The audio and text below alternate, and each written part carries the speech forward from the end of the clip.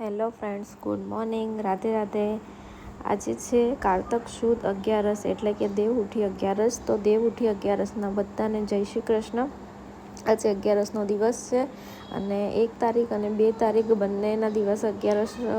આમ તો બધા એવું કહે છે કે 2 11 છે, પણ આપણે આજે 1 તારીખ છે અને આજે 1 તારીખનો મારે ઉપવાસ છે. મારી દીકરીએ પણ જીદ કરીને ઉપવાસ રાખ્યો છે અને 2 તારીખે વૈષ્ણવ લોકોની 11 માનવામાં આવશે અને તુલસી વિવાહ પણ 2 તારીખે જ કરવામાં આવશે.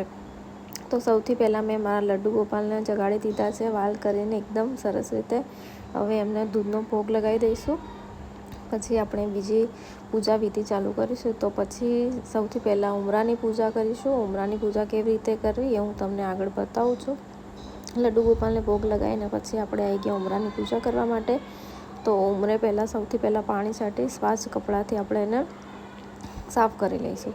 પછી હળદર જે આવે ને એને પલાળીને આપણે ઉમરે લગાવી દઈશું, જેથી કરીને જે પણ નકારાત્મક ઉર્જા હોય એ બધી આપણા ઘરમાંથી જતી રહે અને કોઈ પણ ખરાબ વસ્તુ આપણા ઘરમાં પ્રવેશ કરી શકે નહીં.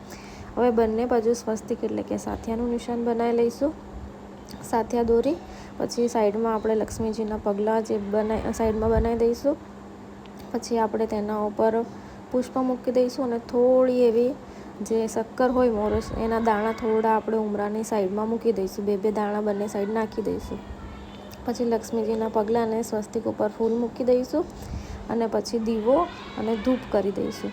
અને જ્યાં પણ દીવો કરો એમને દીવો ખાલી મૂકવાનો નહીં. દીવાની નીચે આપણે છે ને ફૂલની જે આસન હોય, ફૂલનું આસન કાં તો ચોખા મૂકી એના ઉપર જ દીવો મૂકવાનો, કોઈ દિવસ ખાલી મૂકવાનો નહીં. દીવાનું મોઢું હંમેશા બહારની સાઈડ રાખવાનું અને બસ ધૂપ બતાવીને આવી રીતે આપણે ઉમરાની પૂજા કરી દઈશું. તો મળીએ એક બીજા નવા બ્લોગની સાથે. ત્યાં સુધી